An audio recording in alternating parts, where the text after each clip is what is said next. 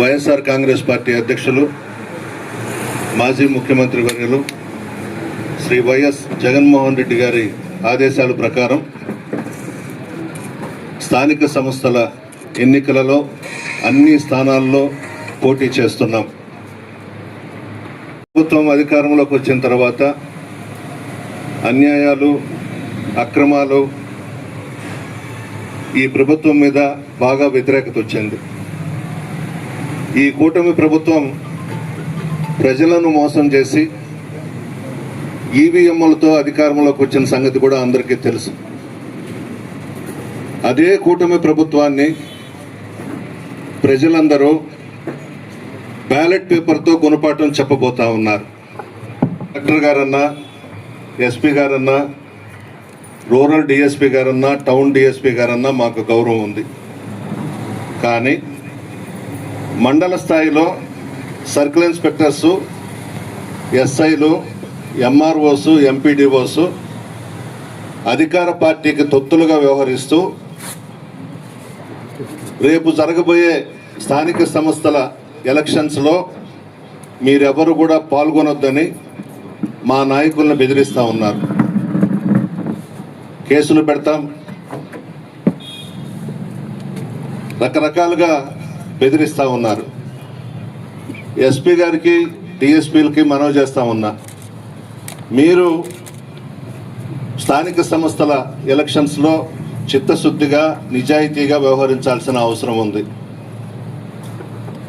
Rowdy షీట్లు open చేస్తాం, రకరకాల కేసులు పెడతాం అనే బెదిరింపులు మొదలైనాయి కొన్ని మండలాల్లో. అందరూ అధికారులను కూడా నేను అనడం లేదు, కొంతమంది అధికారులు ఈ విధంగా ప్రవర్తిస్తూ ఉన్నారు. అంత తెలుగుదేశం పార్టీ మీద అభిమానం ఉంటే ఆ సిఐల్ని, ఎస్ఐల్ని కాకి బట్టలు విప్పేసి పసుపు చొక్కాలు వేసుకోమని చెప్పండి, బాగుంటుంది.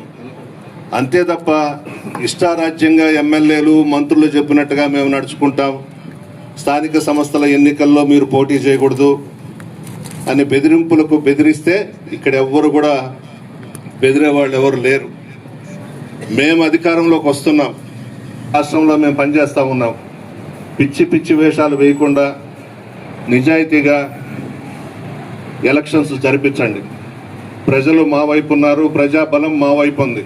ఒకవేళ ధనబలం మీ వైపు ఉండొచ్చేమో కానీ ప్రజలు మాత్రం తీర్పు ఇవ్వబోతా ఉన్నారు.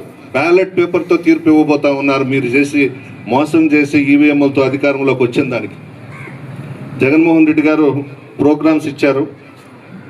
ఈ స్థానిక సంస్థల ఎలక్షన్స్కి సంబంధించి 8వ తేదీ నుంచి 11వ తేదీలోపు ఒకరోజు నియమం లేదు. ఇక్కడ కాకపోతే ఇంకొక దగ్గరికి ట్రాన్స్ఫర్ చేస్తారు, అంతే కదా.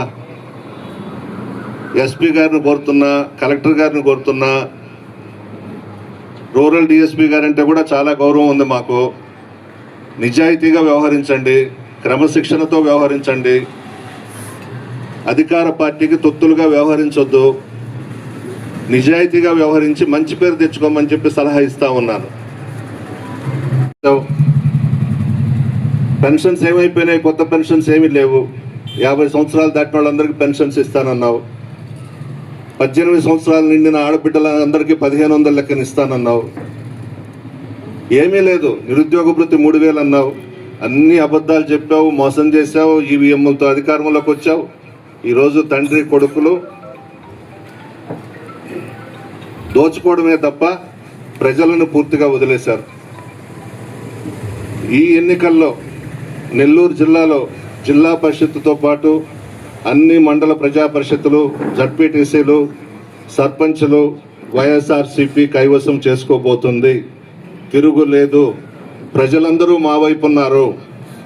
ఒకవేళ కొంతమంది అధికారులను మీరు దగ్గర పెట్టుకొని దౌర్జన్యాలు ఇవన్నీ చేసినా మేమే వెనకడుగేయం. మేము అంతకన్నా అంత మోటుకునేదని కూడా మా పార్టీ నాయకులు, కార్యకర్తలు సిద్ధంగా ఉన్నారు. అంత దూరం తెప్పించబాకండి. మీ వాళ్ళని కంట్రోల్ చేసుకోండి. క్రమశిక్షణతో నిజాయితీగా అందరం కూడా ఎలక్షన్స్ చేసుకుందాం. ఎవరు పార్టీ వాళ్ళు చేసుకుందాం. ప్రజలు ఆశీర్వదిస్తే మా వాళ్ళు గెలుస్తారు, లేదంటే మీ వైపు ఉంటుంది. అంతే తప్ప బెదిరించి గొడవలు చేసి మేము కైవసం చేసుకోవాలనే ఆలోచన మాత్రం మీ మెదడులో ఉంచి తోసేయండి బయటికి. అధికారాలు ఎవరికి శాశ్వతం కాదు. ప్రజలు ఆశీర్వదిస్తే అధికారంలోకి వస్తాం. పులివెందల్లో జడ్పీటీసీ ఎలక్షన్ జరిగింది. అక్కడ డిఎస్పి మురళీ నాయక్ మా వైఎస్ఆర్ కాంగ్రెస్ పార్టీ నాయకులను కార్యకర్తలను నా కొడకల్లారా మీ అంతు చూస్తానన్నాడు. అతన్ని మేము కంప్యూటర్లో పెట్టుకొని ఉన్నాం. జగన్మోహన్ రెడ్డి గారు అతన్ని వదిలేసినా పోనీలే అని. నేనైతే అతను ఎక్కడున్నా తీసుకొచ్చి జగన్మోహన్ రెడ్డి గారి ఇంటి ముందు సెక్యూరిటీగా వేస్తాను. జగన్మోహన్ రెడ్డి గారు ఒప్పుకోకపోయినా కూడా వేయాలి. బుద్ధి రావాలి ఇటువంటి ఎదవలకి. మేము అధికారంలో ఉన్నాము. మేము ఎవరికీ చెప్పలేదు, ప్రతిపక్షాలకు పనులు చేయొద్దని చెప్పలా. ఫ్రీగా వచ్చి కూర్చొని ఎస్ఐలతో, సిఐలతో, ఎంఆర్ఓలతో, ఎంపీడీఓలతో మాట్లాడుకునేవాడు. ఈరోజు ఆ పరిస్థితులు లేవు. మరీ కొంతమంది అధికారులు అయితే పసుపు చీరలు కట్టుకుంటున్నారు. గారు ఖచ్చితంగా ముఖ్యమంత్రి కావడం ఖాయం. జగన్మోహన్ రెడ్డి గారు పత్రికా విలేకరుల సమావేశంలో చెప్తుంటారు, సప్త సముద్రాలు అవతల దాక్కున్నా పట్టుకొచ్చి నిలబెడతానని చెప్తున్నాడు. అదే మాట నేను కూడా చెప్తా ఉన్నా. ఎంఆర్ఓలు కానీ, ఎంపీడీఓలు కానీ, సిఐలు కానీ, ఎస్ఐలు కానీ అధికార పార్టీకి తొత్తులుగా వ్యవహరించి ఈ స్థానిక సంస్థల ఎలక్షన్స్లో పొరపాట్లు చేస్తే సప్త సముద్రాల అవతల దాక్కున్నా తీసుకొచ్చి నెల్లూరు ట్రంక్ రోడ్లో నిలబెడతానని చెప్పి మనవి చేస్తా ఉన్నా. మాజీ మంత్రివర్యులు కోవూరు నియోజకవర్గ వైఎస్ఆర్ కాంగ్రెస్ పార్టీ ఇన్ఛార్జ్ అయినటువంటి నల్లబరెడ్డి ప్రసన్న కుమార్ రెడ్డి గారికి, మరి వేది మీద ఉన్నటువంటి అన్ని మండలాల కన్వీనర్లకు, పార్టీ సీనియర్ నాయకులకు, కార్యకర్తలకు, మహిళలకు, పాత్రికేయ సోదరులకు అందరూ కూడా ప్రత్యేక ధన్యవాదాలు తెలుపుకుంటా ఉన్నాం. ఇప్పుడే చెప్పారు గౌరవ ప్రసన్న కుమార్ రెడ్డి గారు, రాష్ట్ర అధ్యక్షులు మాజీ ముఖ్యమంత్రి వర్యులు వైఎస్ జగన్మోహన్ రెడ్డి గారు ఇటీవల పిలుపునిచ్చారు. స్థానిక సంస్థల ఎన్నికలు ఎప్పుడున్నా కానీ రాష్ట్ర వ్యాప్తంగా పార్టీ క్యాడర్ అంతా సిద్ధంగా ఉండాలి. తప్పకుండా మనం అన్నీ ఏదైతే స్థానిక సంస్థల షెడ్యూల్ రిలీజ్ కాగానే అటు మున్సిపాలిటీలు అయితేనేమి, ఇటు మండల పరిషత్తులు అయితేనేమి, పంచాయతీలు అయితేనేమి, ప్రతి ఒక్క దాంట్లో కూడా పోటీకి సిద్ధంగా ఉండాలని పిలుపునివ్వడం జరిగింది. దాంట్లో భాగంగానే కోవూరు నియోజకవర్గం హెడ్ క్వార్టర్ అయినటువంటి కోవూరులో ఈరోజు కూడా ప్రెస్ మీట్ పెట్టి దీని ద్వారా మా నియోజకవర్గంలో ఉన్నటువంటి వైఎస్ఆర్ కాంగ్రెస్ పార్టీ క్యాడర్కి ఒకసారి మనవి చేసుకుంటూ పార్టీ విధి విధానాలను కూడా ఇప్పుడు చెప్పడం జరిగింది. ఏదైతే నియోజకవర్గంలో పెట్టేటువంటి సమావేశం అయితేనే 12 నుంచి 22 వరకు కూడా మండలాల్లో పెట్టే సమావేశం. మరి ముఖ్యంగా ఈ యొక్క స్థానిక సంస్థల ఎన్నికల ద్వారా నేను ముఖ్యంగా చెప్పేది ఏంటంటే, మరి యువకులు ఉన్నారు, చాలా మంది యువకులు. తప్పకుండా మీరు ఈ యొక్క స్థానిక సంస్థలో పోటీ చేయడానికి సంసిద్ధత వ్యక్తం చేయండి. ఎందుకంటే స్థానికంగా ఉన్న నాయకులతో కలిసి మీరు యువత అవసరం కాబట్టి, యువతకి ఈ ప్రభుత్వం అవన్నీ అబద్ధాలు చెప్పి ఏ ఒక్క యువకుని అయితేనేమి, విద్యార్థిని అయితేనేమి, మహిళలు అయితేనే ఎవరిని కూడా ఇబ్బంది పెట్టండి. ఈ ప్రభుత్వంలో మీ ద్వారా ఈ ప్రభుత్వం మట్టి కల్పించాలంటే యువత ద్వారా కాబట్టి తప్పకుండా యువకులు ఈ యొక్క స్థానిక సంస్థల ఎలక్షన్లో ముందుకు రావాలని పిలుపునిస్తా ఉన్నాం. ప్రభుత్వం చేసినటువంటి అక్రమాలు అయితేనేమి, అన్యాయాలు అయితేనేమి, అవినీతి అయితేనేమి ఏ విధంగా ఉందంటే రాష్ట్రంలో రేపు బ్యాలెట్ పేపర్ ద్వారా ప్రజలు చూపబోతున్నారు. ఏది ఎలక్షన్ ముందు మేనిఫెస్టోలో చెప్పినటువంటి అబద్ధాలన్నీ కూడా ఏ ఒక్కటి కూడా ఇప్పుడు చెప్తున్నారు కదా, సూపర్ 6 అని ప్రతి ఒక్కటి మేము నెరవేర్చామని. ఏ ఒక్కటైనా సరే మీరు చెప్పిన పథకం 100కి 100% ఏమన్నా అమలుపరిచారా? అది మీరు మీ గుండె మీద చేసుకొని చెప్పగలరా? ఏదైనా ఒక్కటైనా సరే ఫస్ట్ సంతకం పెట్టినటువంటి ఏదైతే మెగా డిఎస్సీ అన్నారో దాన్ని డగా డిఎస్సీగా మార్చి మరి ఎంతమంది మరి పరీక్ష రాసినటువంటి వాళ్ళకి నిరాశకు గురి చేసినటువంటి ఈ యొక్క ప్రభుత్వం, కొనసాగేటువంటి అర్హత లేని ఈ యొక్క ప్రభుత్వం ఏది చెప్పినా మేము పెట్టినటువంటి అమ్మఒడి అయితే మీరు ఇచ్చినటువంటి తల్లికి వందనం కూడా 1 సంవత్సరం దాన్ని దాటేసి తర్వాత సంవత్సరం అయినా కానీ వాళ్ళకి ఫుల్ఫిల్గా ఇచ్చారంటే అది కూడా అరాకొరగా ఇచ్చినటువంటి పరిస్థితి మీది. అదేవిధంగా మేము ఇచ్చినటువంటి రైతు భరోసా అయితేనే మీరు అన్నటువంటి అన్నదాత సుఖీభావ అది కూడా 1 సంవత్సరం పక్కన పెట్టి దాన్ని కూడా రైతులకు అంతంత మాత్రం చేసినటువంటి కార్యక్రమం.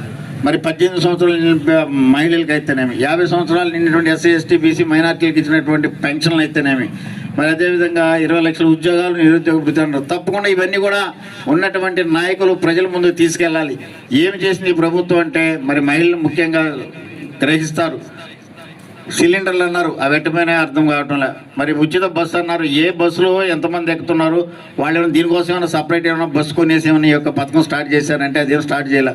ఉన్న బస్సులోనే సర్దుకోమన్నారు కానీ దీనికి సపరేట్ వంటి గ్రాంట్ అనేది ఏమీ సమకూర్చుకున్నానే దాంట్లో తిరగమని చెప్పినటువంటి ఈ యొక్క ప్రభుత్వం, దగా ప్రభుత్వం, ఈ యొక్క ప్రభుత్వం చేసినటువంటి కార్యక్రమాలను ప్రజల ముందుకు తీసుకెళ్ళి మరి ప్రజలకి చెప్పి ఉన్నటువంటి నాయకులు ప్రతి ఒక్కరు కూడా ఈ రోజు నుంచి ఎవరైనా సరే గ్రామాల్లో చర్చ తీసుకొచ్చి మరి మనకి ఏ రిజర్వేషన్ వచ్చినా ఎస్సీ ఎస్టీ ఎవరు, ఎస్సీ అయితే ఎవరు, బీసీ అయితే ఎవరు, ఓసీ అయితే ఎవరు, మహిళలు అయితే ఎవరు, చర్చ ద్వారా అందరూ కూడా అప్పటికప్పటికి కాకుండా ఇప్పటి నుంచి సమాయత్తం కావాలని ఈ కార్యక్రమం చేపట్టడం జరిగింది. రేపు జరిగేటువంటి నియోజకవర్గ స్థాయి, మండల స్థాయి మీటింగ్లో కూడా అదొక అప్పటికే మన వాళ్ళు కొద్దిగా సిద్ధపడాలి. మరి ఎప్పుడైనా సరే స్థానిక సమస్యల షెడ్యూల్ వచ్చేటువంటి అవకాశం ఉంటుంది కాబట్టి ఎవరు కూడా ఎక్కడ కూడా ప్రతి దాంట్లో పోటీకి సిద్ధంగా ఉండాలి. ఇటు మున్సిపాలిటీలు అయితేనేమి, అదేవిధంగా మండల పరిషత్ అయితేనేమి, గ్రామ పంచాయతీలు అయితేనే, వార్డు మెంబర్లు ప్రతి ఒక్కదానికి కూడా సంసిద్ధంగా ఉండాలి. తప్పకుండా ఏదైతే మన అధినాయకుడు జగన్మోహన్ రెడ్డి గారు చెప్తున్న విధంగా ప్రజలు మన పక్కన ఉన్నారు కాబట్టి తప్పకుండా విజయం సాధిస్తాం. మరి ఈ యొక్క స్థానిక సమస్యల్లో ఏది అనుకోకుండా ప్రతి ఒక్కరు కూడా స్థానికంగా ఉన్న నాయకులు, పార్టీ సీనియర్ నాయకులు ఉన్నారు. మంచి ఈ యొక్క నాయకత్వం ఉన్నటువంటి వైఎస్ఆర్ కాంగ్రెస్ పార్టీ కోర్ నియోజకవర్గంలో తప్పకుండా ఉన్నటువంటి అన్ని స్థానాలకు పోటీ చేసి దిగ్విజయంగా విజయం సాధించి మరి యొక్క వైఎస్ఆర్ కాంగ్రెస్ పార్టీకి అయితేనే ఇటు ప్రసన్న కుమార్ రెడ్డి గారికి, అటు జగన్మోహన్ రెడ్డి గారికి మంచి పేరు తీసుకొచ్చి తద్వారా రాబోయేటువంటి జనరల్ ఎలక్షన్లో కూడా ఇదే బాటలో నడిచి మరి జగన్మోహన్ రెడ్డి ముఖ్యమంత్రి చేసుకోవడం ధ్యేయంగా ఇక్కడ ప్రసన్న కుమార్ రెడ్డిని శాసనసభ్యులుగా చేసుకున్నటువంటి కార్యక్రమానికి కూడా మనందరూ ఇప్పటి నుంచి శ్రీకారం చుట్టాలని మరి యొక్క ఈ కార్యక్రమానికి వచ్చేసి అందరూ కూడా అన్ని మండలాల నుంచి వచ్చినటువంటి నాయకులకు, పాత్రికేయ సోదరులకు అందరూ కూడా ప్రత్యేక ధన్యవాదాలు తెలుపుకుంటూ సెలవు తీసుకుంటూ ఉంటారు. జై హింద్.